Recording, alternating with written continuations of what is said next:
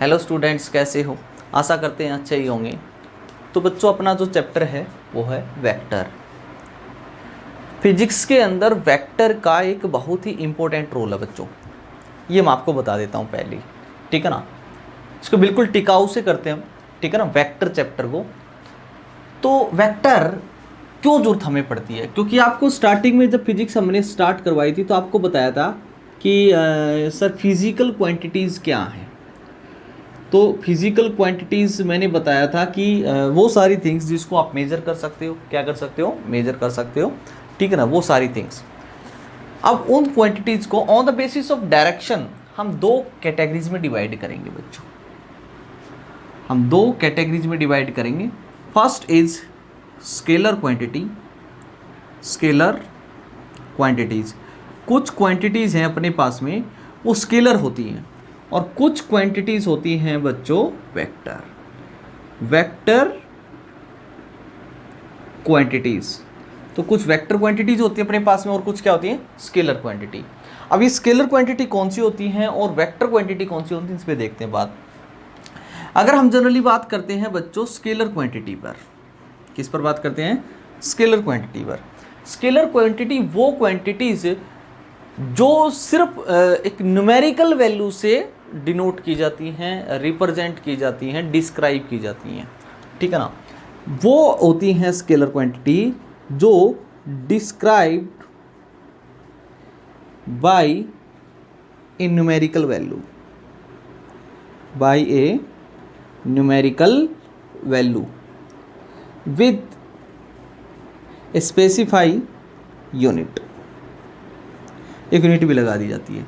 Example की हम बात कर लेते हैं। जैसे मैं कहता हूँ किसी भी चीज़ का मास है 5 kg, किसी भी बॉडी का मास है, किसी भी ऑब्जेक्ट का मास है 5 kg। तो जो बच्चों ये मास है अपने पास में, ये जो मास है ये एक स्केलर क्वांटिटी है, क्योंकि इसकी सिर्फ एक न्यूमेरिकल वैल्यू है और साथ में एक यूनिट यूज की गई है, न्यूमेरिकल वैल्यू विद यूनिट, एक न्यूमेरिकल वैल्यू। नो डायरेक्शन, इसमें आपको कोई डायरेक्शन की जरूरत नहीं पड़ती। But vector quantity, for example ले लेते हैं। जैसे मैं कहता हूँ कि ए मैन मूविंग, तो ए मैन मूविंग, तो यहाँ पर माइंड में दो बातें आती हैं अपने पास में। फिर एक कोई भी इंसान है वो मूव कर रहा है, दो बातें माइंड में आई। सबसे पहले तो ये कि वो क्वांटिटी जो मूव कर रहा है, तो एक क्वांटिटी डिफाइन की गई जिससे हमें समझ में आए कि वो कितना स्लो मूव कर रहा है, कितना फास्ट मूव कर रहा है, यानी कि fastness of the moving man, and this is known as speed. Speed, तो अपने पास में एक आदमी मूव कर रहा है, तो यहाँ पर मूव कर रहा है। पहली बात तो एक बात में आई कि उसकी बच्चों स्पीड क्या है, एक बात तो ये माइंड में आई, स्पीड क्या है, उसकी स्पीड क्या है। दूसरी बात ये समझनी चाहिए हमें, मूव कर रहा है इन विच डायरेक्शन। अब वो कौन सी डायरेक्शन में बच्चों मूव कर रहा है, दो बातें हमें यहाँ पर आई ध्यान में। ए मैन मूविंग, एक मैन है वो बोल रहा है कि मूव कर रहा, जा रहा है। सर किधर जा रहा है और कितनी रफ्तार से जा रहा है, what is the fastness of this man, and this fastness और यानी कि स्पीड जो है हमारे पास में मूविंग मैन का, ये मैग्नीट्यूड बोला जा सकता है। और ये एक डायरेक्शन, एक स्पेसिफिक डायरेक्शन भी होगी, वो किस डायरेक्शन में मूव कर रहा है, एक फिक्स डायरेक्शन भी होगी। तो इस तरीके से हमारे पास में बहुत सारी ऐसी फिजिकल क्वांटिटी हैं बच्चों जिनमें डायरेक्शन की इंपॉर्टेंस होती है। हम वेक्टर चैप्टर पढ़ने से पहले मैं आपको बता रहा हूँ फिजिकल क्वांटिटी आपको बताया गया, तब मैंने बताया कि वो सारी थिंग्स, लेंथ है, डिस्टेंस है, आपका मास है, वॉल्यूम है, एरिया है, ये सारी क्वांटिटीज जिसको आप मेजर कर सकते हो, फिजिकल क्वांटिटी। अब डायरेक्शन पे बेस पर हमने इसको दो कैटेगरीज में डिवाइड किया है। तो फर्स्ट है स्केलर क्वांटिटी एंड सेकंड है वेक्टर क्वांटिटी। कुछ हमारे पास में स्केलर क्वांटिटीज होती हैं जिनको डिस्क्राइब किया जाता है by numerical value with specific unit, एक यूनिट के साथ में, ठीक है ना। और हमारे पास में अगर एक ही टाइप की स्केलर क्वांटिटीज़ हैं तो मान लो आपको उसको ऐड करना है, एडिशन या सब्ट्रैक्शन, तो उसको डायरेक्ट एल्जेब्रिक यानी कि एक सिंपल एल्जेब्रिकल उसको ऐड कर दिया जाता है। मान लो मैं कहता हूँ कि मेरे पास में दो पार्टिकल हैं, एक का मास 1 kg, एक का 3 kg है, दोनों को मिला दिया जाता है, कंबाइन कर दिया जाता है, तो total mass 4 kg, direct add कर दीजिए आप। बट कई बार ऐसा भी होता है बच्चों, ध्यान से देखें, मैं आपको बताता हूँ। जैसे मैं कहता हूँ कि मेरे पास में ये कोई ऑब्जेक्ट है, ये कोई ऑब्जेक्ट है मेरे पास में, और इस ऑब्जेक्ट पर मैंने इस डायरेक्शन में एक फोर्स लगाया F1, मैंने लगाया बच्चों 10 न्यूटन। अब मैं कहता हूँ मैंने इस डायरेक्शन में भी एक फोर्स लगाया बच्चों F2 बराबर 10 न्यूटन। ऐसा सोचो मैं ही वो ऑब्जेक्ट हूँ, तो मेरे ऊपर इस डायरेक्शन में 10 न्यूटन फोर्स लगाया जा रहा है, इधर भी 10, कोई मेरे को इधर 10 न्यूटन से खींच रहा, इधर भी 10 न्यूटन से। मैं किधर जाऊँगा बच्चों? क्या लेफ्ट में जाऊँगा, राइट में जाऊँगा, या यहीं पे रहूँगा? मैं यहीं पे रहूँगा। यहीं पे रहने का मतलब क्या? क्योंकि मेरे ऊपर लगने वाली नेट फोर्स 0 है। अब कहोगे अगर फोर्स यहाँ पर इस बॉडी पर अगर फोर्स देखा जाए तो कई बच्चे बोल देंगे कि सर फोर्स जो होता है क्या F1 + F2 लिखा जा सकता है? नहीं बच्चों, 10 और 10 ये तो 20 आ जाएगा, मतलब कुछ फोर्स लग रहा है तो मूव करने लगेगा, बट ये तो मूव नहीं कर रहा, ठीक है ना, बैलेंस है ना फोर्स बिल्कुल।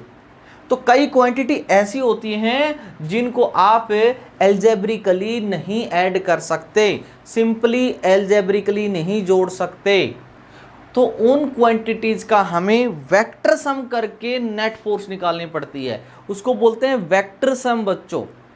वेक्टर एल्जेब्रिकल मेथड हमें लगाना पड़ेगा और उसको ऐड करना पड़ेगा, और वो किस तरीके से हम एडिशन करेंगे, किस तरीके से ऐड करेंगे, वो सारी चीज़ें पढ़ेंगे।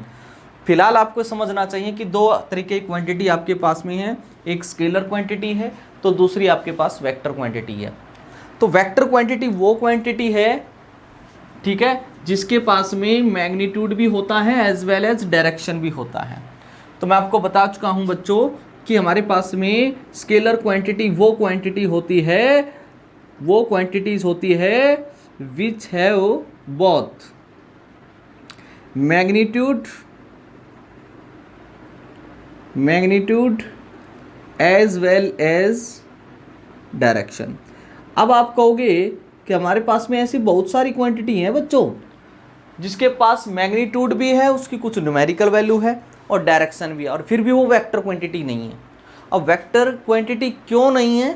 क्योंकि जो एडिटिव लॉ है अपने पास में, लॉ ऑफ वेक्टर एडिशन जो है, मतलब जैसे कि मैं बोल रहा हूँ दो फोर्स उनको किस तरीके से ऐड करना है, उस लॉ को जो हमारे पास में लॉ बनेगा, triangle law of vector addition, parallelogram law of vector addition, है ना, तो इन लॉज को ओबे करना चाहिए, ठीक है ना। तो वो क्वांटिटीज जिसके पास मैग्नीट्यूड हो एज वेल एज डायरेक्शन, ठीक है ना, और साथ में क्या हो हमारे पास में, मैं बोल सकता हूँ it is obey laws of vector addition, vector addition. तो वेक्टर एडिशन के कुछ लॉज होंगे, उसको भी ओबे करना चाहिए, तभी उसको हम एक वेक्टर क्वांटिटी बोलेंगे। अब कब करेगा ये मैं आपको क्वेश्चन के साथ कराता हूँ। समझ में आई बात? तो दो क्वांटिटी हमने basis on the basis of direction quantities को दो कैटेगरी में डिवाइड किया, स्केलर और वेक्टर। तो बच्चों हमारे पास में वेक्टर क्वांटिटी है। अब जितनी भी वेक्टर क्वांटिटी हैं, एग्जाम्पल की बात की जाए, वेक्टर क्वांटिटीज़ के एग्जाम्पल की बात की जाए, जैसे कि हमारे पास में बच्चों डिस्प्लेसमेंट होता है, ठीक है, जैसे कि बच्चों वेलोसिटी होती है, एक्सेलरेशन होता है, फोर्स होता है, एटसेट्रा। बहुत सारी क्वांटिटीज़ हैं वेक्टर जिनका मैग्नीट्यूड है, डायरेक्शन भी है, और वेक्टर लॉ ऑफ एडिशन को ओबे करेंगे। तो इन क्वांटिटीज़ को रिप्रेजेंट करने के लिए, इन क्वांटिटीज़ को रिप्रेजेंट करने के लिए, इन चीज़ों का एक एडिशन करने के लिए, सब्ट्रैक्शन करने के लिए हमें क्या पढ़ना है? वेक्टर पढ़ना है। वेक्टर हमारा इन वेक्टर क्वांटिटीज़ को पढ़ने में यानी कि इनकी जो स्टडी है वो आसान बनाएगा, बिल्कुल आसान बनाएगा वेक्टर। और बिना वेक्टर के फिजिक्स चलने वाली नहीं है। वेक्टर मतलब समझ जाना डायरेक्शन, वेक्टर मतलब डायरेक्शन। फिजिक्स में डायरेक्शन का बहुत ही इंपॉर्टेंट रोल है, वो आपको पता लग जाएगा टाइम टू टाइम बच्चों। देखिए आप, हाँ इसको नोट कर लिया, वीडियो को पॉज करके बच्चों नोट जरूर कर लें, ठीक है। चलो अब और बताते हैं आपके पास में। अब डायरेक्शन की बात वेक्टर में आती है, बात इंपॉर्टेंट होती है डायरेक्शन की बच्चों, ठीक है ना। अब वेक्टर को किस तरीके से रिप्रेजेंट करोगे आप, वो देखते हैं, ठीक है ना। अब इसकी देखते हैं हम, रिप्रेजेंटेशन ऑफ वेक्टर। क्या बोलो, हेडिंग डाल सकते हो, रिप्रेजेंटेशन ऑफ ए वेक्टर। एक वेक्टर की किस तरीके से रिप्रेजेंटेशन, किस तरीके से रिप्रेजेंट आप इसको करोगे। जैसे कि आप एक काम करो, आप ऐसा समझो, मान लो मेरे पास में कोई दो पार्टिकल है, ऐसा समझो, ये एक पार्टिकल है 1, एक पार्टिकल है ये 2, दो पार्टिकल, और दोनों पार्टिकल पर मैंने एक फोर्स लगाया। अब इसके ऊपर फोर्स लगाया बच्चों ऐसे, ये इधर, और इस फोर्स को इस एरो से रिप्रेजेंट कर दिया मैंने। ये जो एरो है ना, मान लो एक फोर्स को रिप्रेजेंट कर रही है, और इसके ऊपर भी क्या लग गई है कि इधर एक फोर्स लग रही है, और इस फोर्स को भी मैंने किससे रिप्रेजेंट किया है कि एरो से। एक फोर्स ये लग रही है बच्चों, इधर दिखाई दे रही है ना आपको, ये फोर्स लग रही है मान लो F2, ये फोर्स लग रही है मान लो F1। तो मान लो एक पार्टिकल है 1, उस पर फोर्स लगी F1, और 2 पर पार्टिकल पर फोर्स लगी F2, और इस फोर्स को मैंने एक एरो से डिनोट कर दिया है, एक एरो से रिप्रेजेंट कर दिया। रियलिटी में ये जो एरो है यही वेक्टर है बच्चों।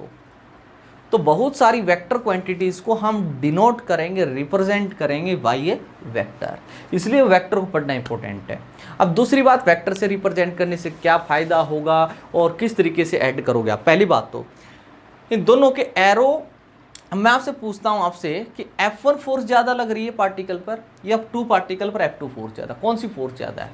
तो हम बोलेंगे F2 फोर्स ज़्यादा है, क्योंकि इस वेक्टर का, इस एरो का लेंथ ज़्यादा है, और एक इस वेक्टर की जो लेंथ है वो इस फोर्स के मैग्नीट्यूड। हाँ, 1 पार्टिकल के ऊपर भी फोर्स इस डायरेक्शन में लग रही है, F2 पर भी फोर्स इसी डायरेक्शन में लग रही है। ये क्या बता रही है आपको, डायरेक्शन इंडिकेट कर दी। अब फोर्स किस डायरेक्शन में लग रही है, डायरेक्शन में इंडिकेट हो रही है इससे।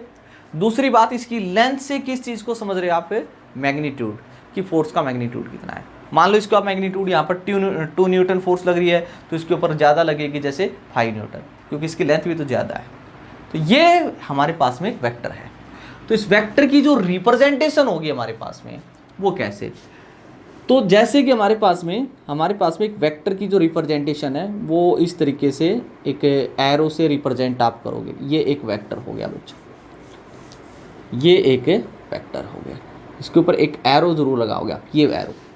और ये जो एरो है यही आपको क्या शो कर रही है, direction of a vector quantity, किसी भी वेक्टर क्वांटिटीज की। यानी कि यहां पर ये वेक्टर है, ये वेक्टर क्या हो सकता है, मैं आपसे बोलता हूं ये वेक्टर क्या हो सकता है, ये वेक्टर क्या है। क्या ये वेक्टर एक डिस्टेंस हो सकती है, आंसर है नो। क्या ये वेक्टर एक मास हो सकता है, आंसर है नो, क्योंकि वो तो स्केलर क्वांटिटी है, ठीक है ना। तो मैं आपसे बोलता हूं कि बच्चों वेक्टर में भी पहली बात तो एक फोर्स हो सकता है, एक्सेलरेशन हो सकता है, डिस्प्लेसमेंट हो सकता है, यही हो सकते हैं। ये क्यों हो सकते हैं, क्योंकि ये क्या सी क्वांटिटी है, वेक्टर क्वांटिटीज है।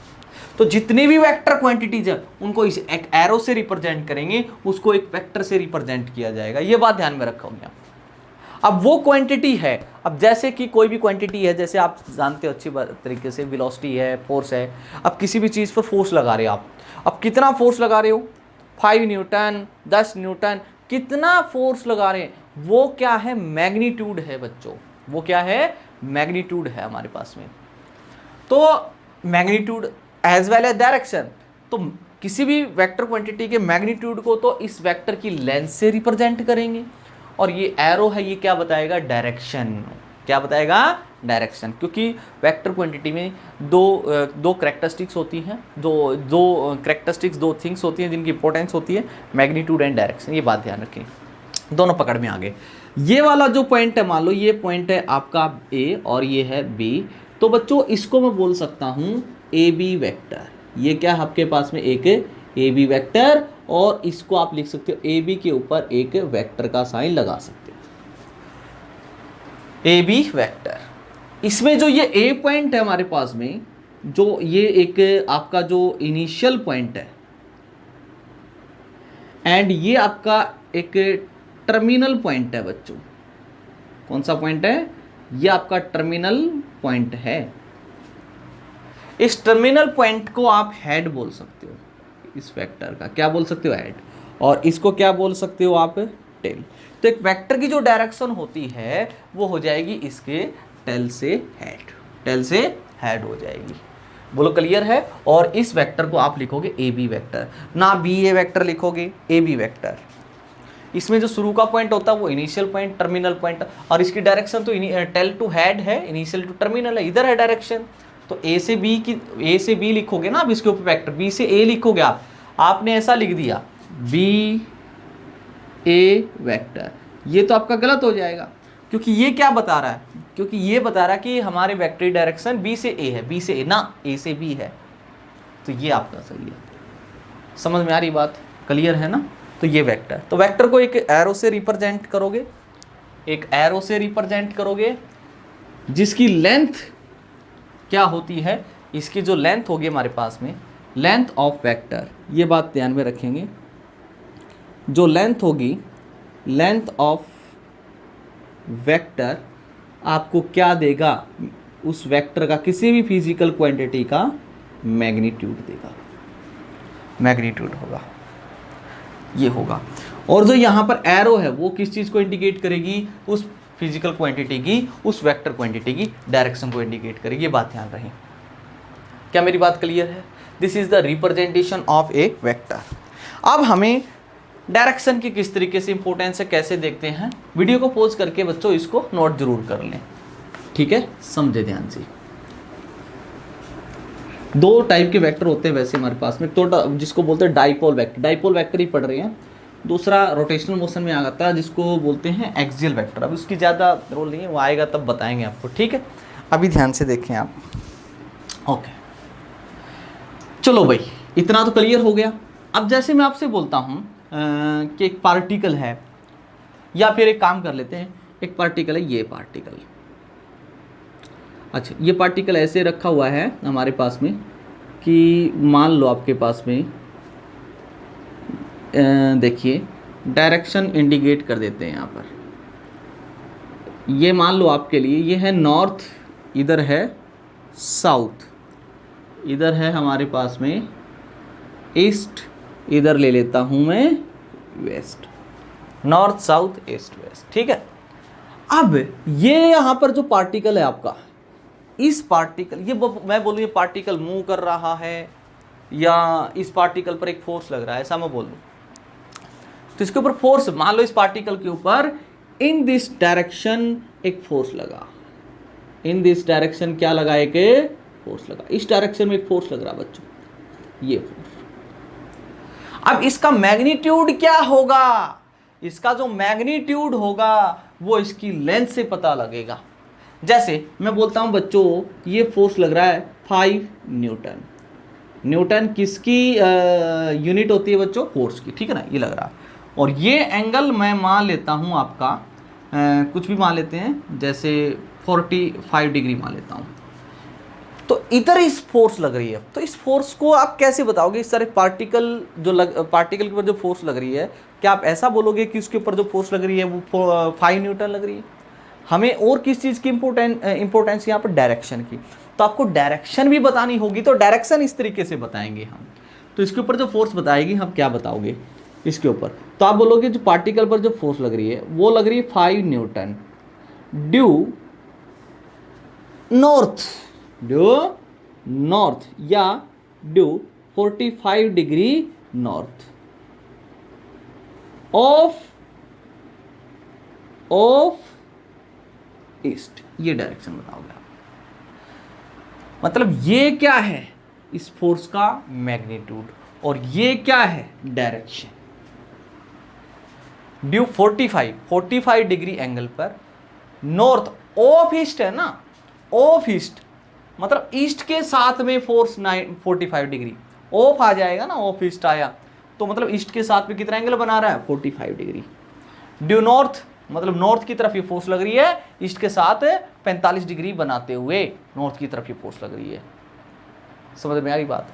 देख सकते हो ना आप इस पार्टिकल पर किधर फोर्स लग रही है। तो मैं आपको बता रहा हूं ये जो वेक्टर आपके पास में ये दो चीजों को रिप्रेजेंट करता है, फर्स्ट मैग्नीट्यूड, दूसरा हमारे पास में डायरेक्शन। क्या मेरी बात क्लियर आ रही है? समझ में आ रही है बात? ठीक है, और देख लेते हैं बच्चों। देखिए मैं इसी के अंदर ले लेते हैं एग्जांपल, ये इसके लिए जैसे मैं बोला ऐसे ले लेते हैं, चलो इधर मान लो ये वेक्टर रिप्रेजेंट कर रहा है वेलोसिटी को। मान लो कोई पार्टिकल है 5 मीटर पर सेकंड से इधर जा रहा है और ये एंगल आपका 30 डिग्री है मान लो। अब बताओ वेलोसिटी की डायरेक्शन। तो वेलोसिटी की डायरेक्शन कैसे बताएंगे? तो आप बोलोगे कि जो वेलोसिटी है बच्चों वो कितनी है 5 मीटर पर सेकंड ये। अब डायरेक्शन आप कहोगे due west, due west, due sorry 30 degree, कितना 30 डिग्री वेस्ट ऑफ नॉर्थ, क्योंकि नॉर्थ के साथ एंगल है ये, ऑफ नॉर्थ 30 डिग्री, ठीक है ना, वेस्ट की तरफ ऑफ नॉर्थ, नॉर्थ के साथ 30 डिग्री एंगल बनाते हुए।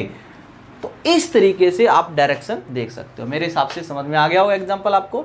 एक वेक्टर की अगर आपको इस तरीके से डायरेक्शन देखनी है तो आप देख सकते हो। वीडियो को पॉज करें बच्चों और इसको नोट जरूर कर लें, ठीक है। ओके, आगे बढ़ते हैं।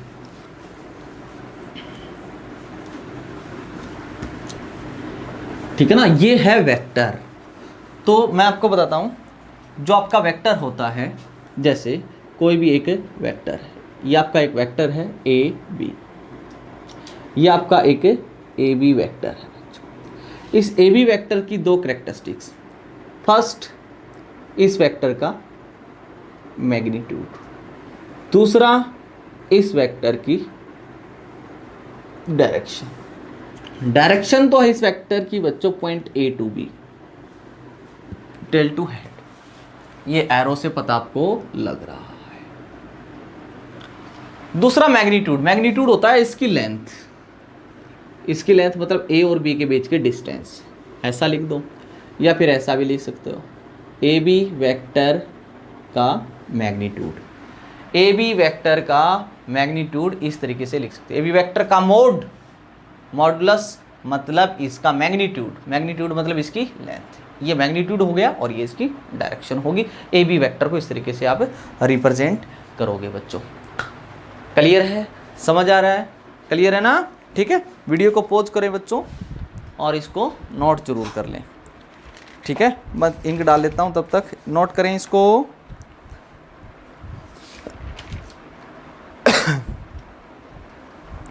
चलो ओके, ये समझ में आ गया बच्चों आपको। चलो आगे बढ़ते हैं। अब कुछ टाइप हैं वेक्टर के, वो देख लेते हैं, ठीक है। अब ज़्यादा नहीं करते हम। जैसे मैं आपको एक बात बताता हूँ, जब वेक्टर एडिशन बाद में देखते हैं, पहले आप समझो ध्यान से। सबसे पहले तो आपको एक बात बताते हैं आपके पास में कि इक्वल वेक्टर्स के बारे में बताते हैं आपको। चलो, इक्वल वेक्टर्स। अब मेरे पास में दो वेक्टर है, मान लो एक ये रहा वेक्टर ए बी वेक्टर और एक है मेरे पास में कोई ये सी डी वेक्टर। एक ए बी वेक्टर है, एक है सी डी वेक्टर। कोई भी दो फिजिकल क्वांटिटी हो सकती हैं, कोई भी दो वेक्टर क्वांटिटी हो सकती हैं, ये दोनों फोर्स भी हो सकते हैं, दोनों वेलोसिटी भी हो सकती है, किसी चीज़ को रिप्रेजेंट कर सकते हैं हम। एक बात तो समझ में आएगा, मैग्नीट्यूड दोनों का इक्वल है। इफ टू वेक्टर्स मतलब A B vector is equal to C D vector, अगर ये दोनों वेक्टर इक्वल हैं तो तीन बातें याद रखना आप। दोनों वेक्टर का ए बी वेक्टर हो या सी डी वेक्टर हो, दोनों की लेंथ मतलब दोनों का मैग्नीट्यूड इक्वल होना चाहिए। फर्स्ट कंडीशन, दो वेक्टर इक्वल होने के लिए दोनों का मैग्नीट्यूड इक्वल होना चाहिए बच्चों। दूसरी कंडीशन ये है कि हमारे पास में वो दोनों के दोनों वेक्टर हैं वो पैरेलल होने चाहिए। फर्स्ट क्या बोलो, मैग्नीट्यूड इक्वल होना चाहिए। दूसरी बात, उनका आपस में पैरेलल होने चाहिए। और तीसरी कंडीशन ये है अपने पास में, they are in the same direction, दोनों की डायरेक्शन सेम होनी चाहिए। देखिए आप, सेम डायरेक्शन। मैं आपसे बोलता हूँ, क्या ये दोनों पैरेलल हैं? यस। क्या मैग्नीट्यूड भी इक्वल है? यस। सेम डायरेक्शन है? यस। तो दोनों वेक्टर को क्या बोला जा सकता है? Equal vector. क्या बोला जा सकता है? Equal vector. तो ये दोनों वेक्टर इक्वल वेक्टर हैं बच्चों। एक बात और समझ में आई, मैंने ऐसा नहीं बोला, देखो मैं आपसे ये बोलता हूं कि एक वेक्टर है, देखिए आपसे मैं बोल रहा हूं, सुने ध्यान से। मैं आपसे बोल दूं कि मेरे पास में एक ये वेक्टर है और ये मान लो कोई भी है, ए वेक्टर नाम दे देते हैं इसको, ठीक है। ये वेक्टर आपका है ए वेक्टर, एक वेक्टर है ये वेक्टर बी वेक्टर। चलो दोनों की लेंथ सेम है, दोनों का मैग्नीट्यूड सेम है। क्या इस वेक्टर को और इस वेक्टर को आप इक्वल वेक्टर बोल सकते हो? क्या बोल सकते हैं आप कि ए वेक्टर जो है और बी वेक्टर आपका इक्वल है? नो, इक्वल नहीं। क्यों नहीं है? चलो मैग्नीट्यूड इक्वल है, सही, अच्छी बात है, चलो मैग्नीट्यूड इक्वल है। पर दूसरी बात, ये पैरेलल होनी चाहिए। क्या पैरेलल है? नो, पैरेलल नहीं है, सेम डायरेक्शन में नहीं है। इनको हम इक्वल वेक्टर नहीं बोल सकते। अब और देख, मैं बताता हूं आपको। अब देखिए बात, मैं आपसे बोलता हूं कि मेरे पास में एक वेक्टर है, ये कोई ए वेक्टर है मान लो, और कोई एक बी वेक्टर है, ये वेक्टर बी वेक्टर। क्या दोनों वेक्टर इक्वल हैं? देखिए, क्या दोनों की डायरेक्शन सेम है? Yes, condition is satisfy. क्या दोनों पैरेलल है? Yes, condition is satisfy. तीसरी कंडीशन मतलब दोनों का मैग्नीट्यूड इक्वल होना चाहिए। अब मैग्नीट्यूड इक्वल तो नहीं है, क्योंकि इसकी और इसकी लेंथ इक्वल नहीं है, मैग्नीट्यूड इक्वल नहीं, तो इनको इक्वल वेक्टर नहीं बोला जा सकता। बट एक बात ध्यान में रखें आप, कोई भी एक वेक्टर होता है, उसको आप किसी भी स्केलर वैल्यू से मल्टीप्लाई करते हो, जैसे कोई भी स्केलर वैल्यू n से मल्टीप्लाई कर देते हो, तो आपके पास एक नया वेक्टर आ जाता है जिसकी डायरेक्शन तो वही रहती है, डायरेक्शन तो वही रहेगी, बट मैग्नीट्यूड चेंज हो जाता है।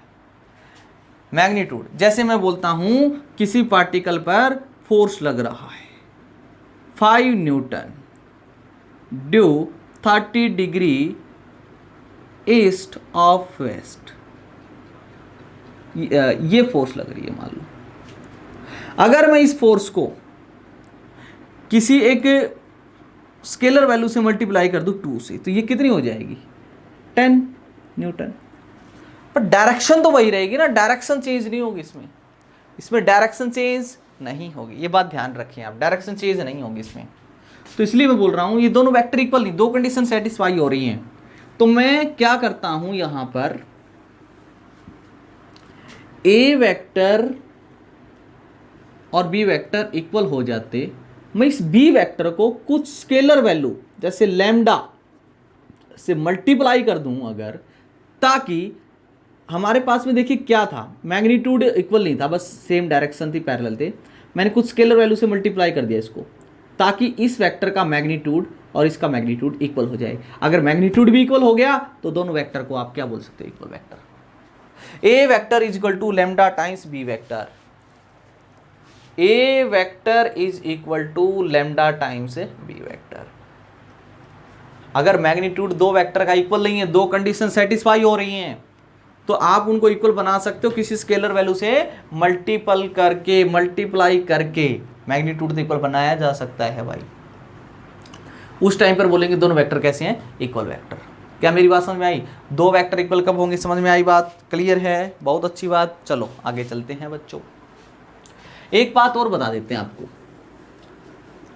Negative of a vector. चलो एक बात और बताते हैं, नोट जरूर करते चले जाना बच्चों, एक एक बात इंपॉर्टेंट है, नोट जरूर करते चले जाओ। जैसे मैं आपसे बोलता हूं, क्या मैं बोलता हूं कि ठीक है ये वेक्टर मान लो कोई ए वेक्टर है और एक ये रहा अपने पास में कोई बी वेक्टर, दोनों वेक्टर का मैग्नीट्यूड सेम डायरेक्शन पैरेलल हैं, तो मैं बोलूँगा क्या ये A vector is equal to B vector है? तो यस सर, दोनों वेक्टर इक्वल है। बी वेक्टर को पकड़ के मैंने यहाँ पर शिफ्ट कर देते हैं, यहाँ पर शिफ्ट कर दिया, इसको यहाँ पर शिफ्ट कर दिया। क्या अब अपना ए वेक्टर और बी वेक्टर अभी भी इक्वल है? यस, ए वेक्टर और बी वेक्टर अभी भी कैसे हैं? इक्वल वेक्टर हैं बच्चों, दोनों वेक्टर अभी भी इक्वल है, कंडीशन सेटिस्फाई हो रही है। अब मैंने क्या किया, इस बी वेक्टर को यहां से यहां शिफ्ट कर देते हैं, ऐसे मैग्नीट्यूड वही रखा, ऐसे यहां पर शिफ्ट कर दिया। अभी भी देखिए आप, पैरेलल है, सेम डायरेक्शन है, मैग्नीट्यूड इक्वल है, तो ये दोनों वेक्टर भी कैसे हैं? Equal vector. कैसे हैं? इक्वल वेक्टर हैं। कैसे वेक्टर हैं बच्चों? इक्वल वेक्टर हैं। ये बात समझ में आनी चाहिए। जैसे मैं आपको एक सिंपल सी बात बताता हूं, मैं कहला कि एक पैरेललोग्राम मेरे पास में जैसे ये एक पैरेललोग्राम है, ए बी सी डी। वो बोला कि ये कोई वेक्टर है, ए बी वेक्टर है, मान लो ए वेक्टर, इसका नाम ए वेक्टर रख दिया, इसका मैं बोला कि बी वेक्टर नाम है। वो बोला बी सी वेक्टर क्या होगा, बी सी वेक्टर क्या होगा ये बताइए। हमने कहा बी सी और ए डी इन दोनों की लेंथ सेम है, मैग्नीट्यूड सेम है। दूसरी बात, दोनों आपस में पैरेलल भी हैं। अगर यहां पर एक एरो लगा दूं तो सेम डायरेक्शन भी है, पैरेलल भी, इक्वल मैग्नीट्यूड है। मतलब ये जो BC वेक्टर है, क्या BC वेक्टर को इक्वल लिखा जा सकता है AD वेक्टर के? तो आंसर है यस। अब AD वेक्टर तो B वेक्टर है ना, तो BC वेक्टर की वैल्यू कितनी आ जाएगी? यहां से बोलो, ये आ जाएगी B वेक्टर। समझ आ रही है ना बात? तो आपको इक्वल वेक्टर की भाषा समझ में आई होगी। ठीक है, चलो बच्चों आगे की तरफ बढ़ते हैं। मैंने इक्वल वेक्टर के बारे में आपको थोड़ा सा इंट्रोड्यूस करवाया है। अब आपको बताता हूँ यूनिट वेक्टर के बारे में। किसके बारे में? यूनिट वेक्टर के बारे में। यूनिट वेक्टर, चलो नाम से ही पता चल रहा है, एक ऐसी क्वांटिटी जिसका मैग्नीट्यूड यूनिटी होता है, जिसका मैग्नीट्यूड यूनिटी होता है, 1 होता है।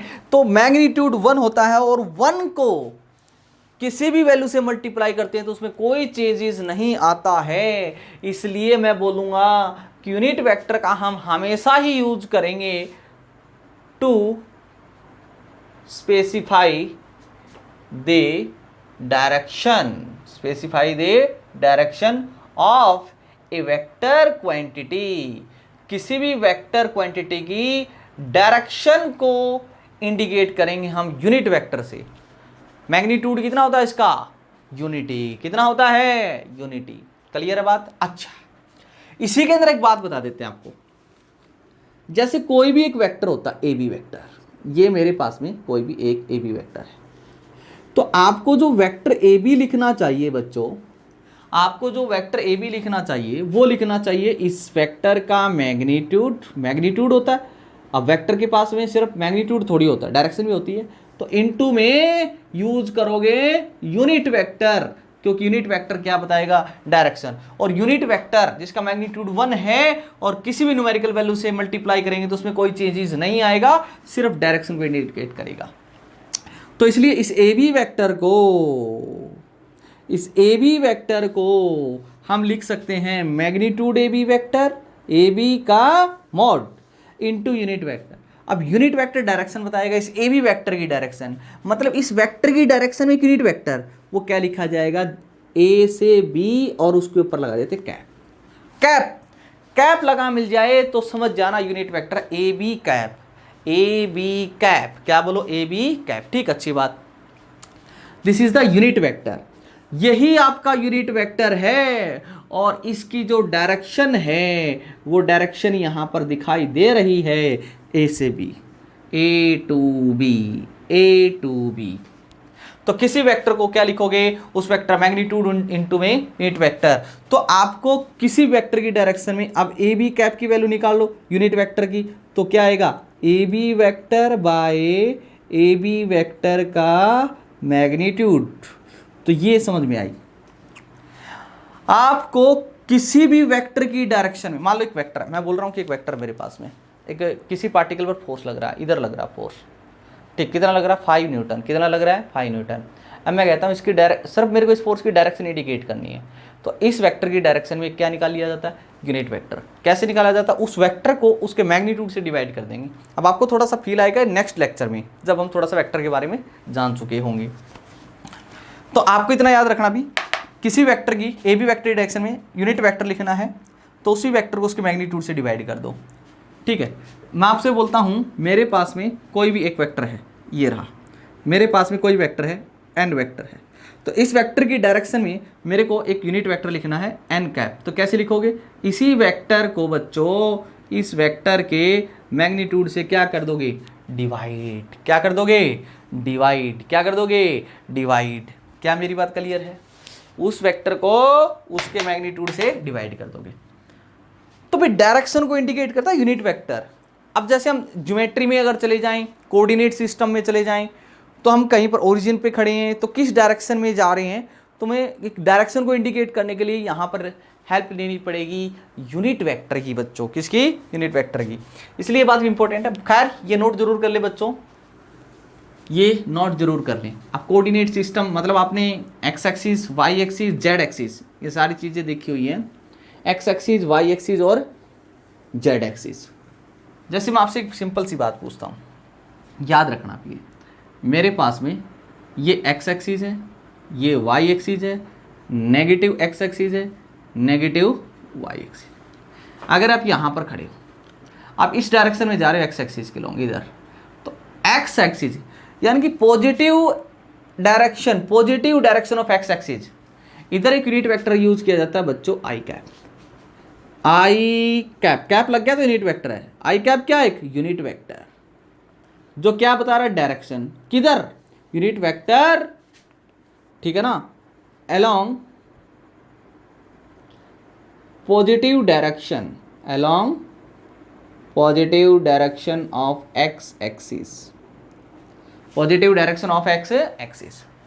इसी तरीके से मैं बोलूंगा कि क्या होता है जे कैप।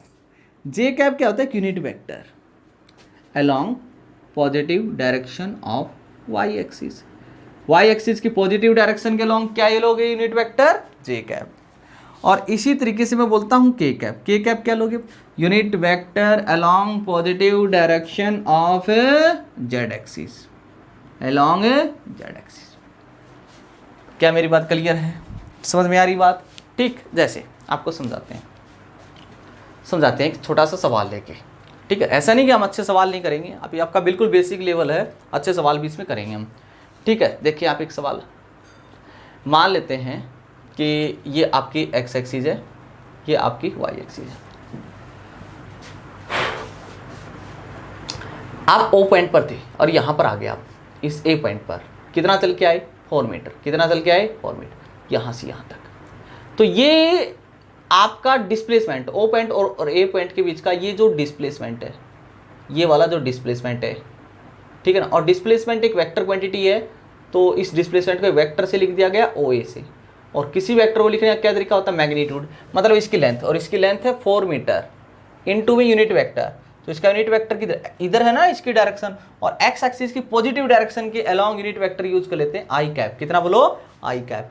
अगर इधर जाता तो माइनस आई कैप, पॉजिटिव आई की तरफ जे कैप, नेगेटिव आई की तरफ माइनस जे कैप। तो ओ ए वेक्टर जो आया आपके पास में, वो आया बच्चों 4 आई कैप। मीटर है, समझ गए आप, 4 आई कैप। तो 4 आई कैप से क्या समझे आप कि आपका जो डिस्प्लेसमेंट हुआ है वो 4 मीटर है। किधर चले आप, 4 मीटर किधर चले आप, एक्स एक्सिस की तरफ। पॉजिटिव है, प्लस आई है, तो किधर 4 मीटर कितना किधर चले आप, positive direction of x axis. ऐसे बोल देता मैं -3 आई कैप, तो आप 3 मीटर चले हो माइनस एक्स एक्सिस की तरफ। समझ आ रही बात, क्लियर है। अभी इसका यूज नहीं कर रहे हैं मैं आपको थोड़ा आज बेसिक क्लास है, बस बेसिक बातें बताएंगे, आज न्यूमेरिकल नहीं उठेंगे ज़्यादा, ठीक है भाई। ये आप नोट कर लीजिए, वीडियो को पॉज करके इसको नोट जरूर कर लें बच्चों, वीडियो को पॉज करके नोट जरूर कर लें इसको। मैंने आपको बताया है इक्वल वेक्टर बता दिए मैंने आपको मैंने यूनिट वेक्टर बताया है, ठीक है। एक चीज़ और बताते हैं आपको, negative of a vector, negative of a vector. अब नेगेटिव ऑफ ए वेक्टर क्या है? जैसे कोई भी एक वेक्टर है ये वाला ए बी, ठीक है, क्या इसको मैं लिख दूं बी ए वेक्टर, क्या ये बात सही है? तो आप कहोगे नहीं सर गलत है, ये बात बिल्कुल गलत है। कैसे गलत है? क्योंकि इसकी डायरेक्शन ए से बी है सर, ना कि बी से। ये बता रहा बी से, बट इसकी डायरेक्शन तो ए से बी है। इसके आगे ये है क्या अपने पास में? एक ए बी वेक्टर है। कैसा है? A vector. बट ये बता, ये तो है नहीं ना। इसका आगे अगर मैं माइनस का साइन लगा दूं, ये नेगेटिव साइन क्या शो कर रहा है? नेगेटिव साइन जो है यहां पर, negative sign shows that direction of vector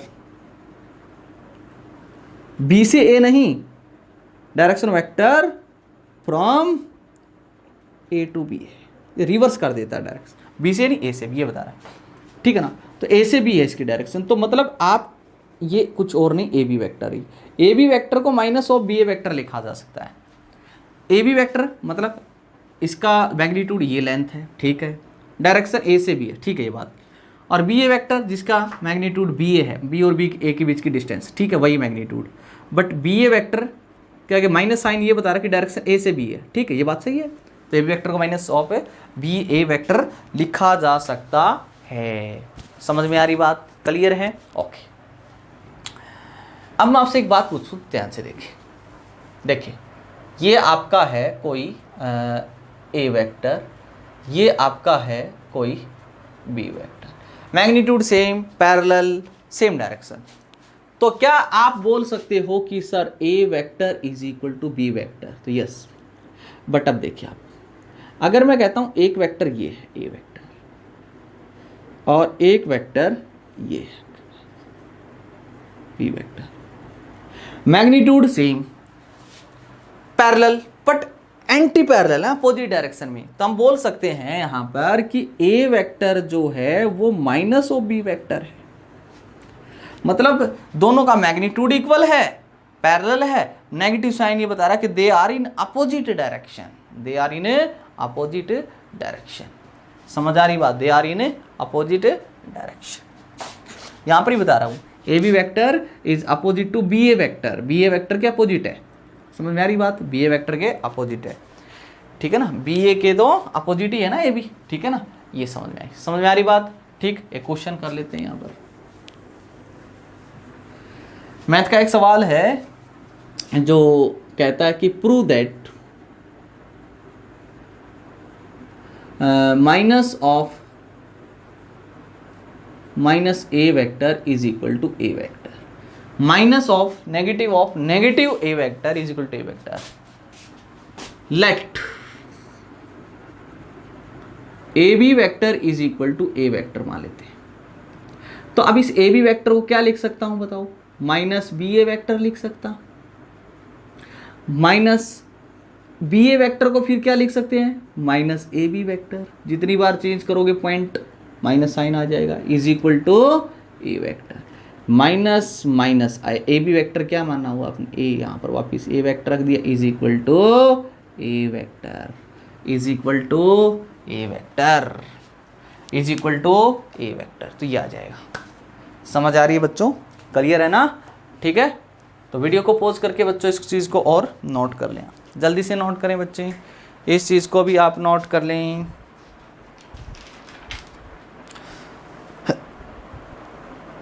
unit vector मैंने आपको बता दिया, ठीक है, यूनिट वेक्टर आपको मैंने बताया।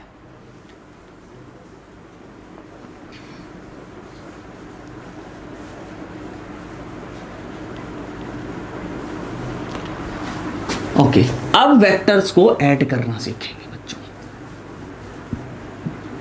अब वेक्टर को क्या करना सीखेंगे? ऐड। सबसे पहले मैं एक बात बता देता हूँ आपको, सुने ध्यान से, ठीक है।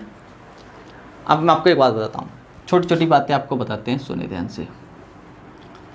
मैं आपसे कहता हूँ कि ये एक्स एक्सिस है, मान लो ये आपकी वाई एक्सिस, ठीक है। ये पॉइंट ओ है, ये ए पॉइंट आपका, यहाँ पर एक्स की वैल्यू, ये जो लेंथ है मान लो, ये है मान लो 5 मीटर। मैं कहता हूँ ये ओ ए वेक्टर कितना होगा, ये बताओ। तो क्या बता सकते हो ओ ए वेक्टर? अभी मैं बताया, क्या आप ये ओ ए वेक्टर बता सकते हो कितना होगा? क्या बच्चों ये ओ ए वेक्टर बता सकते हो आप? यस सर बता सकते हैं। ओ ए वेक्टर बताना है तो क्या फॉर्मूला किसी वेक्टर का? ओ ए वेक्टर का मैग्नीट्यूड इनटू में unit vector, O A cap लिख लेते हैं, ओ ए वेक्टर डायरेक्शन यूनिट वेक्टर। तो ओ ए वेक्टर जो आया वो आया मैग्नीट्यूड तो इसका 5 मीटर इनटू में unit vector, x positive direction, x axis की पॉजिटिव डायरेक्शन के अलॉन्ग यूनिट वेक्टर लेते आई कैप, तो ये ओ ए वेक्टर आ गया। क्या आ गया? वेक्टर। और 5 इसका मैग्नीट्यूड है, 5 क्या इसका मैग्नीट्यूड है। क्या मेरी बात क्लियर है? समझ में आई बात?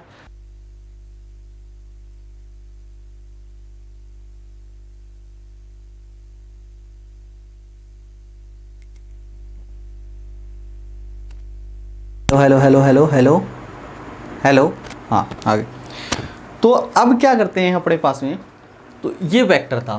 तो बच्चों इसके अंदर उसके बाद हमें क्या करना है, जैसे आप एक बात सोचे ध्यान से, मैं आपको बताता हूँ।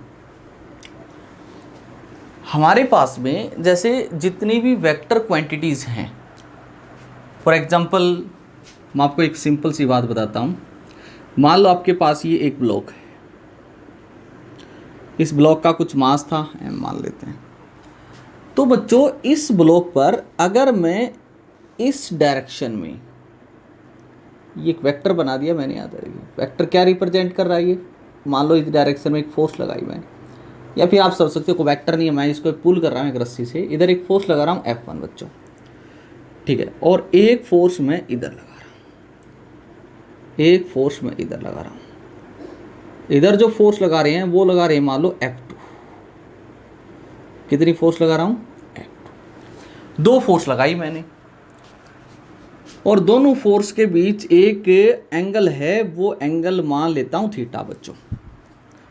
बता क्या है, आप ये सोचिए अगर F2 नहीं होती, F1 फोर्स होती इस ब्लॉक के ऊपर, इधर फोर्स लगाता, तो block moving along this force, और ये नहीं होती, ये होती तो block moving along this force, क्योंकि ये फोर्स लग रही है, फोर्स की डायरेक्शन में मूव करेगा ये।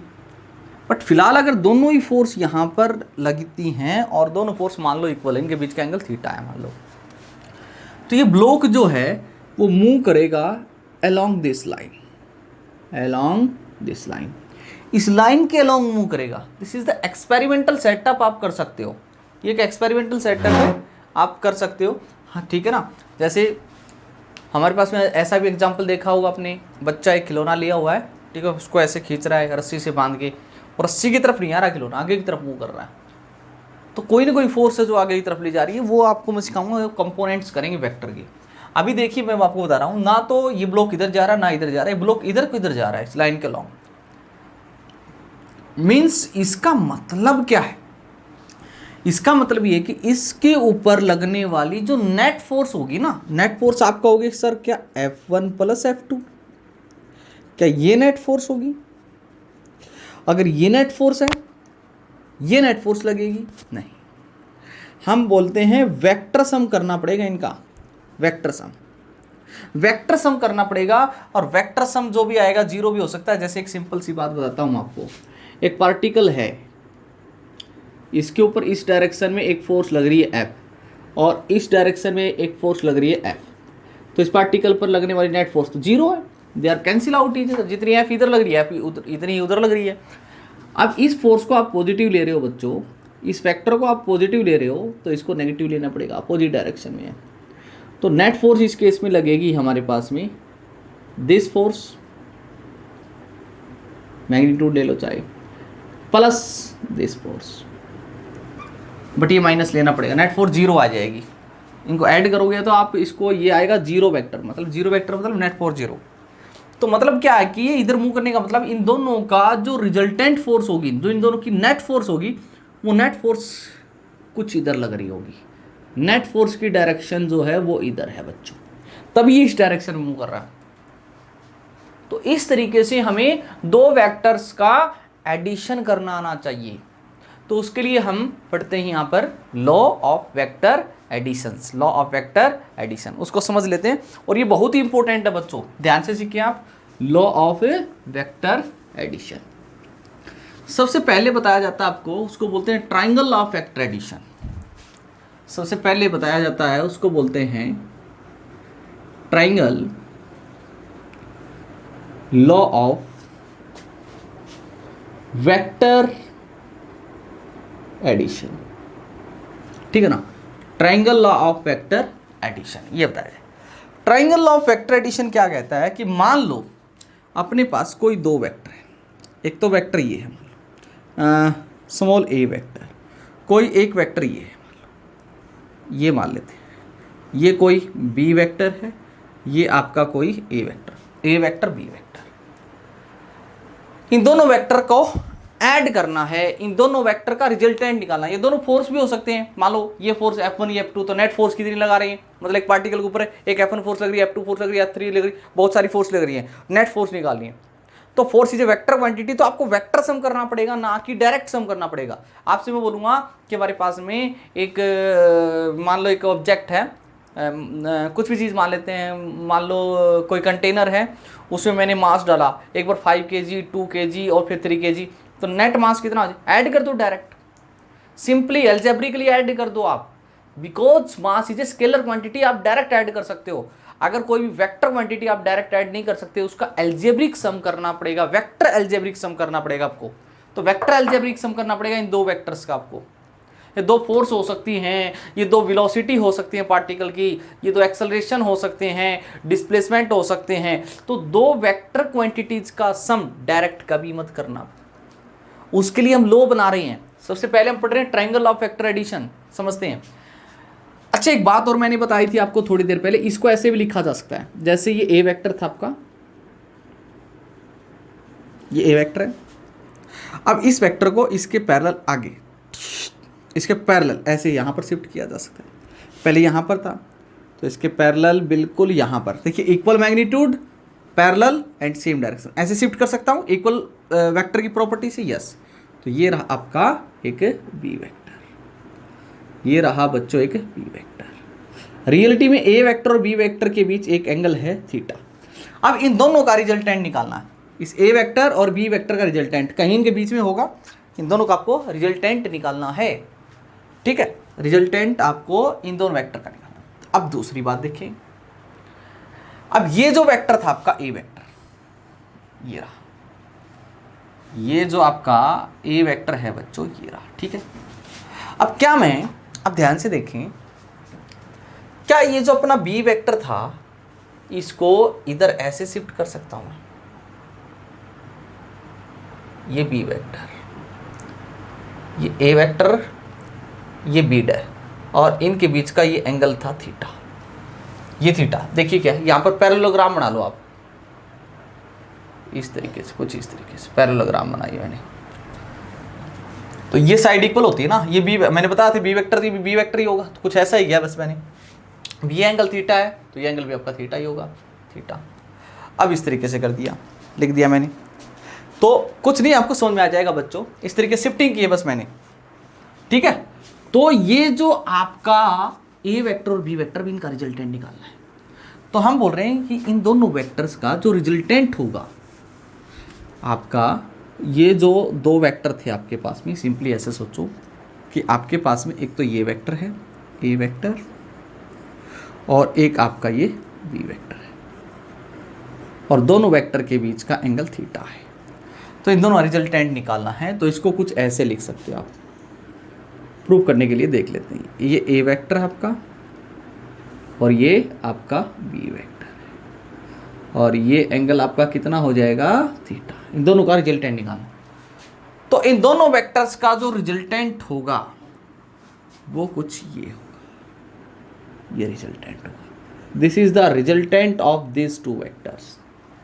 This is the resultant of this two vectors, R vector is equal to A vector plus B vector. एक बात और बताते हैं, A vector plus B vector मतलब हमारे पास में resultant of two vector, resultant of, या मैं बोल दूं ये एक ट्राइंगल बन चुकी है और ट्राइंगल के ये दो एडजेसेंट साइड्स हैं, two adjacent vector of side vector है, vector of a triangle in same order, in same order, then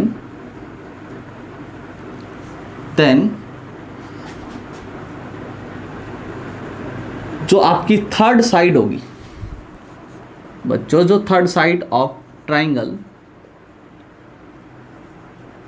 in opposite order, in opposite order is known as या is a resultant vector of a vector and b vector। तो इस a vector b vector का resultant vector ये होगा। ये angle आपका कितना बच्चों, थीटा, ये थीटा एंगल, क्लियर है ना इन दोनों वेक्टर का।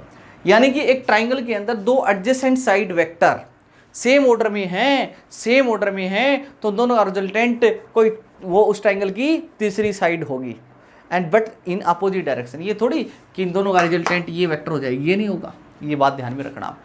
इन दोनों के अपोजिट डायरेक्शन में आपको ऑर्डर लेना पड़ेगा इसका, ये हो जाएगा। क्लियर ना, ये है ट्राइंगल ऑफ वेक्टर एडिशन बच्चों। देखिए ध्यान से, हाँ इसको नोट जरूर कर लेना बच्चों।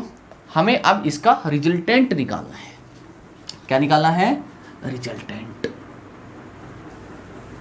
हमें निकालना है रिजल्टेंट। देखिए कैसे निकालते हैं, ठीक है। तो अपने पास में ये ट्राइंगल होगी, इसका ट्राइंगल ऑफ वेक्टर एडिशन निकालना है। तो कैसे करोगे बच्चों, मैंने एक काम किया, देखिए ये मैंने बताया था कि रिजल्टेंट वेक्टर तो हो जाएगा यहाँ पर, इसका क्या हो जाएगा, R vector is equal to A vector plus में बी वेक्टर, ठीक। बट मैग्नीट्यूड निकालना तो कैसे निकालोगे इसका, मैंने काम किया, देखिए इसको आगे की तरफ बढ़ाया, इस पॉइंट से यहाँ पर एक परपेंडिकुलर ड्रॉ कर लेते हैं, परपेंडिकुलर ड्रॉ कर लेते हैं। Let this point is P, this is Q and this is R. R नहीं कुछ और मान लेते, पी क्यू एस मान लेते, ठीक है। आप इस ट्रायंगल से, ये लेंथ कितनी है, बी, कितनी है, बी है, तो ये बी है, तो ये निकालो कितना आएगा लेंथ इस ट्रायंगल से, base by hypotenuse. Cos theta होता है बेस बाय हाइपोटेन्यूस, यानी कि ये x है, तो x बाई ये लेंथ कितनी b इज इक्वल टू होता है cos थीटा। तो x वैल्यू आएगी b cos थीटा, ये आएगी b cos थीटा। सिमिलरली ये वैल्यू ये भी निकाल लेंगे, ठीक है। y by b is equal to sine theta होता है, तो ये वैल्यू आएगी b sine theta, b sine theta, ये आया b साइन थीटा। क्लियर है बच्चों, ठीक है, b साइन थीटा आ गया। तो अब हमारे पास में इस ट्राइंगल में, ये एक राइट एंगल ट्राइंगल है बच्चों, हमारे पास में ये एक राइट एंगल ट्राइंगल है। राइट एंगल ट्राइंगल में हाइपोटेन्यूस हो गया ये आर, यानी कि पी एस बोल दो आप इसको, पी एस का स्क्वायर इज इक्वल टू हो जाएगा पी क्यू का स्क्वायर प्लस क्यू एस का होल स्क्वायर। तो P S is equal to under root of P Q का स्क्वायर, और पी क्यू ये है, और ये लेंथ कितनी टोटल, ये लेंथ कितनी ए है, मैग्नीट्यूड हो गया ना ये वेक्टर ए, और ये हो गया बी कॉस थीटा, तो ये वैल्यू हो जाएगी A plus B cos theta का whole square plus Q S, ये लेंथ कितनी, बी साइन थीटा, तो इसका स्क्वायर कर देते हैं, बी साइन थीटा का होल स्क्वायर। तो पी एस क्या है, पी एस तो इन ए वेक्टर और बी वेक्टर का रिजल्टेंट वेक्टर था, उसका मैग्नीट्यूड आ गया ना, तो ये आ गया अपने पास में बच्चों R vector, sorry R vector का मैग्नीट्यूड आ गया कितना है, अंडर रूट ऑफ, अब ए प्लस बी का स्क्वायर का फॉर्मूला लगा दो, A square plus B square मतलब B square cos square theta plus 2ab मतलब 2 ए इंटू बी, बी की कितना है बी कॉस थीटा, प्लस में कितना है B square sine square theta. यहाँ से इसमें से और इसमें से बी स्क्वेयर कॉमन ले लिया जाएगा, तो ये वैल्यू आएगी स्क्वेयर रूट ऑफ ये A square as it is plus B square common ले लिया, तो यहाँ बचा कोस स्क्वेयर थीटा प्लस यहाँ बचेगा हमारे पास में साइन स्क्वेयर थीटा, प्लस में कितना है 2ab cos theta, cos square theta plus sign square theta 1 होता है। तो यहाँ से जो हमारे पास में रिजल्टेंट आया दो वेक्टर का आर या आर वेक्टर का मोड जिसको बोल रहे हो, वो आ चुका है A square plus B square plus 2ab cos theta, where theta is the angle between two vectors A and B, दो वेक्टर के बीच का एंगल आ गया। दो वेक्टर के बीच का एंगल कितना है थीटा, क्लियर है ना, ए और बी। तो ये हमारे पास में ट्राइंगल ऑफ वेक्टर एडिशन से हमने दो वेक्टर का रिजल्टेंट निकाल लिया। रिजल्टेंट वेक्टर तो डायरेक्ट निकाल देंगे, ए और बी का, ए प्लस बी वेक्टर आ गया, ठीक है। बट अगर मैग्नीट्यूड निकालना है तो under root of A square plus B square plus 2ab cos theta, where theta is the angle between A vector and B vector. ये बात ध्यान रखिए। कई बार ऐसा ही बोल देता है, ये थीटा नहीं था बच्चों, सॉरी ये गलत लिखा हुआ है यहाँ पर, ये एंगल, ये रिजल्टेंट वेक्टर ए वेक्टर के साथ मान लो कुछ एंगल बना रहा है, मान लो अल्फा, कितना बोलो अल्फा। ये मान लो आपको अल्फा एंगल निकालना है, कौन सा एंगल निकालना है अल्फा। तो अल्फा एंगल कैसे निकालोगे, चलो देखते हैं, निकाल लेंगे इस ट्राइंगल से। कैसे, इस राइट एंगल ट्राइंगल से। Tangent alpha is equal to क्या हो गया, परपेंडिकुलर मतलब B sine theta by base कितना है ए प्लस में बी कॉस थीटा, ये आ गया। तो रिजल्टेंट वेक्टर की डायरेक्शन भी आपको तो पता लग गई बच्चों, समझ में आई बात। ये था अपने पास में triangle of vector addition, triangle of vector addition. Video को पॉज करके नोट जरूर कर लें, ठीक है। जैसे अब आप देखिए, मैं आपसे एक सिंपल सा क्वेश्चन पूछता हूं, देखो मैं कहता हूं आपसे कि पहली बात तो एक सवाल है अपने पास में, if forces F1 is equal to 5 newton and F2 is equal to कुछ भी, मान लो यहाँ पर मान लेता हूँ मैं 8 न्यूटन एंड यहाँ पर ले लेता हूँ मैं 6 Newton, acts on A particle, ठीक है। If F1 and F2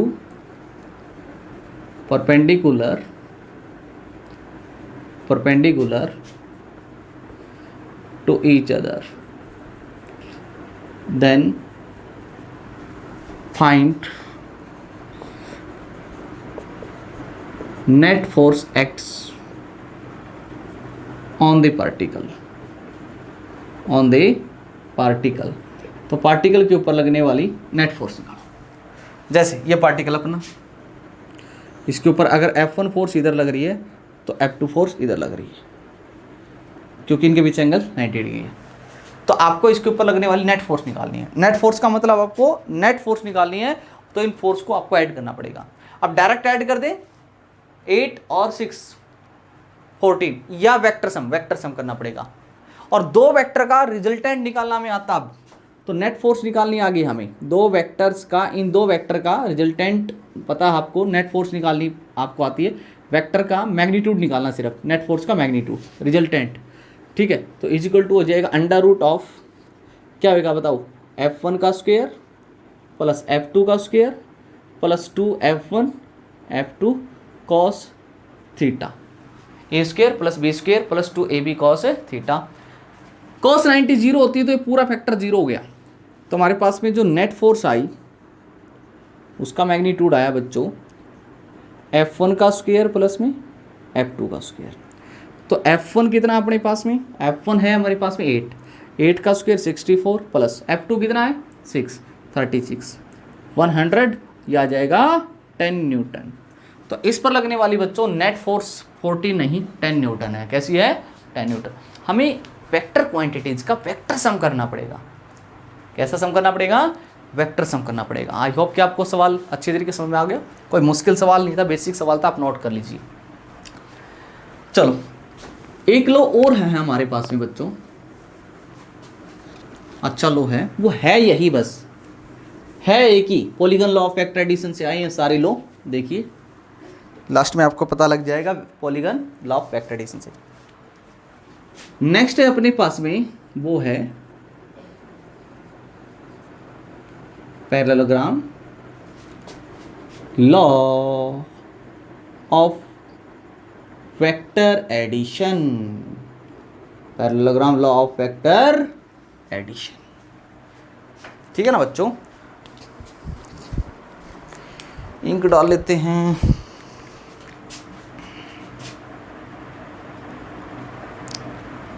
time हो चुका है रात के 11, बूतों का समय हो चुका है, ठीक है।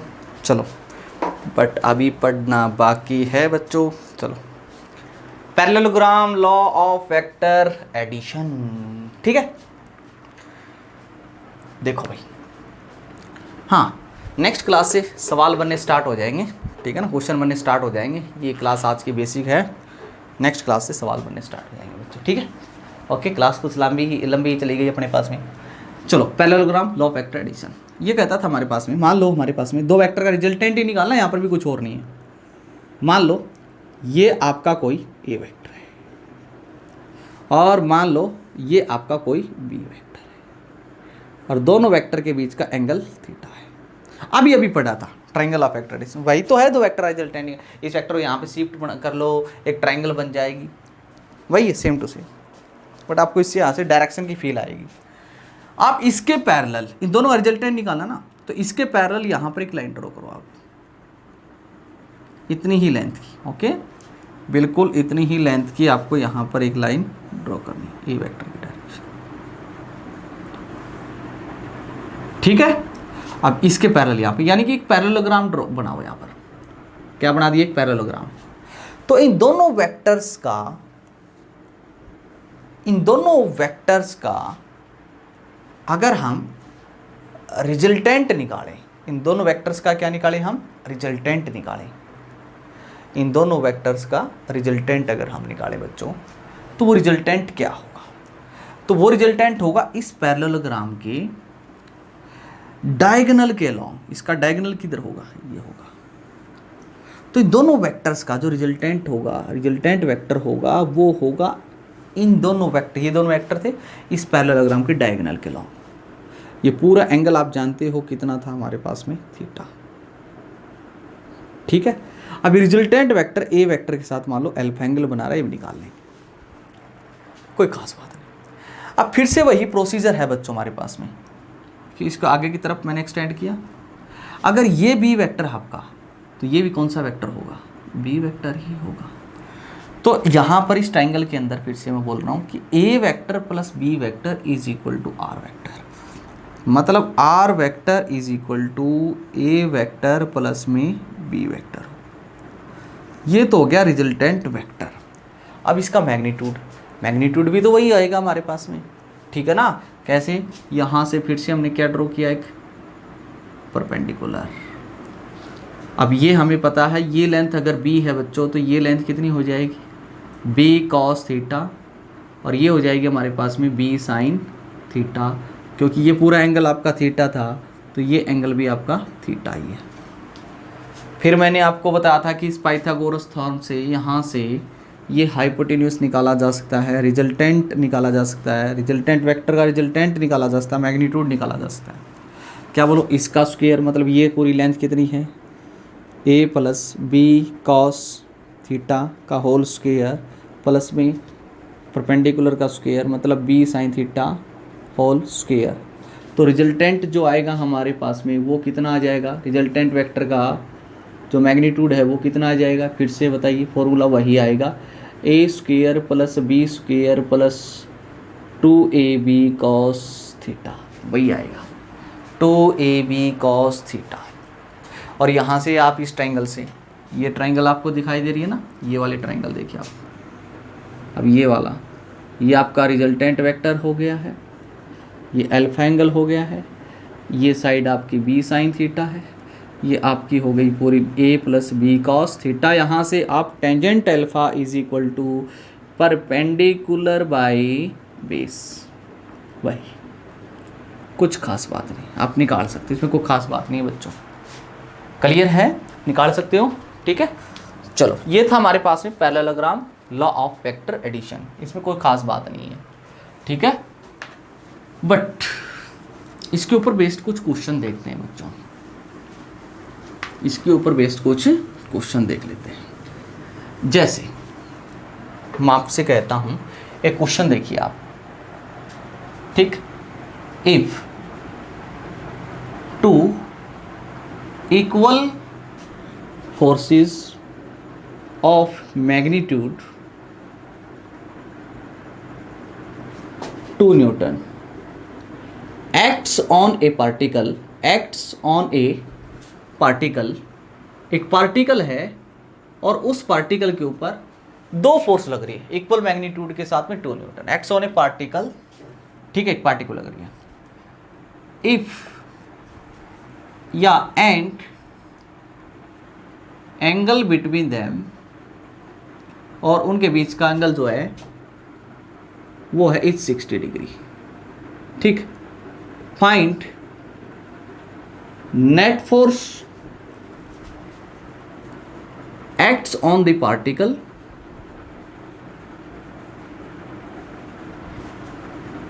एज वेल एज एंगल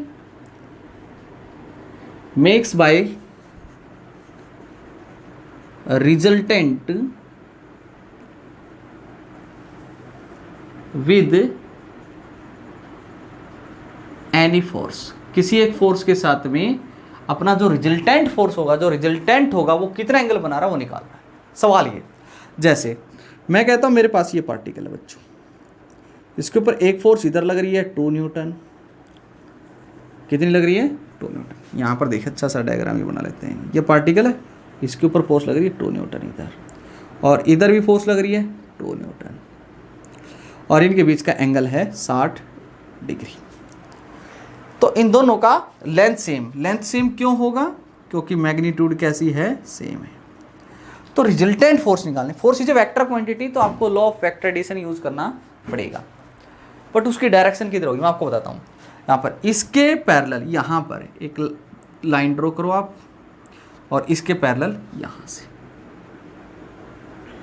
तो हमने क्या बनाई, एक पैरेललोग्राम। रिलेटिव इन दोनों वेक्टर्स का एक जो रिजल्टेंट होगा वो इस पैरेललोग्राम के इस डायगोनल के अलोंग होगा, मतलब जो नेट फोर्स लगेगी वो कुछ इस डायरेक्शन में लगेगी। नेट फोर्स मान लो इसके साथ में अल्फा एंगल बना रहा है, अल्फा भी निकालना है। पहले तो नेट फोर्स निकालो आप, तो आप नेट फोर्स निकालने का, सिर्फ मैग्नीट्यूड निकालने का फॉर्मूला आपको पता है, ए स्क्वायर मतलब 2 स्क्वायर प्लस बी स्क्वायर मतलब 2 स्क्वायर, दोनों 2 हैं, प्लस में 2ab cos थीटा कितना 60, और cos 60 की वैल्यू होती है 1/2, तो 1/2 से 2 कैंसिल हो गया। तो बच्चों नेट जो फोर्स आई वो आ गई 2 का स्क्वायर बच्चों 4, 2 का स्क्वायर 4, ये 4, ये आ गया 3 × 4, ठीक है। 4 का स्क्वायर रूट हो गया बच्चों 2, और ये आ गया स्क्वायर रूट न्यूटन। तो नेट फोर्स इतनी लग रही है, नेट फोर्स ही लग रही है ना, तो 4 न्यूटन लग रही है। आप सोचोगे 4 न्यूटन थोड़ी लगेगी, डायरेक्ट ऐड थोड़ी कर दोगे आप, अलजेब्रिक सम डायरेक्ट थोड़ी। अब ये नेट फोर्स है, मान लो इसके साथ अल्फा एंगल बना रहा है, तो यहाँ से इस वेक्टर के साथ में, तो दोनों इक्वल है इसमें, तो डायरेक्ट फॉर्मूला आप यूज कर दीजिए, tangent alpha is equal to B sine theta by A plus B cos theta, ठीक है। तो वैल्यू निकालो यहाँ से पुट करके, तो टेंजेंट अल्फा की वैल्यू आ गई हमारे पास में बी, पी और ए तो दोनों सेम है, 2 हैं, तो 2 sin 60 बाई 2 प्लस में बी cos 60, sin 60 वैल्यू होती है √3/2, तो टेन अल्फ़ा बराबर आया √3/2, 2 से 2 कैंसिल हो जाएगा, √3 बचेगा। 2 इसमें से कॉमन ले लेते हैं, या cos 60 की वैल्यू होती है 1/2, 1/2 में 2 से 2 कैंसिल, 1 बचे, 1 और 2 हो गया 3, और 3 को लिखा जा सकता √3 इंटू √3, तो एक √3 भी कैंसिल हो गया। तो टेन अल्फ़ा की वैल्यू बच्चों आ गई 1/√3, और अल्फ़ा की 30 डिग्री पे होती है ना, 30 डिग्री पर क्या होती है, टेन 30 की वैल्यू 1/√3 होती है, तो अल्फ़ा की वैल्यू यहाँ पर 30 डिग्री, ये एंगल 30 है, तो ये भी कितना आएगा फिर 30 डिग्री आएगा। तो ये सवाल था बच्चों, कर सकते हो ना, साफ हो गया बच्चों थोड़ा सा, ये अल्फ़ा क्लियर है ना, कर लोगे ना, क्वेश्चन आसान था बिल्कुल, ठीक है। सबका सभी लॉ को एनक्लोज करने वाला लॉ, जिसको बोलोगे आप polygon law of vector addition, polygon law of vector addition. देखते हैं क्या polygon law, polygon law of vector addition. मैं आपको एक बात बताता हूँ, हमने देखा कि अभी अभी कि कोई भी एक, ये ए वेक्टर था, ये बी वेक्टर था, ये ए वेक्टर था, ये बी वेक्टर था, तो ये वेक्टर क्या होगा, आर वेक्टर। हमने बताया था आर वेक्टर होगा A vector plus B vector. Reality में क्या है अपने पास में, ये एक क्लोज लूप बन रही है, ठीक है ना, polygon law of vector addition, इसको आप एक थ्योरम भी बोल सकते हो, अच्छी थ्योरम अपने पास में, ठीक है ना। रिलेटिव मोशन जब पढ़ेंगे इसकी बड़ी हेल्प मिलेगी वहां पर। क्या कहता है, in a close loop, in a close loop, ध्यान से देखना आप, सम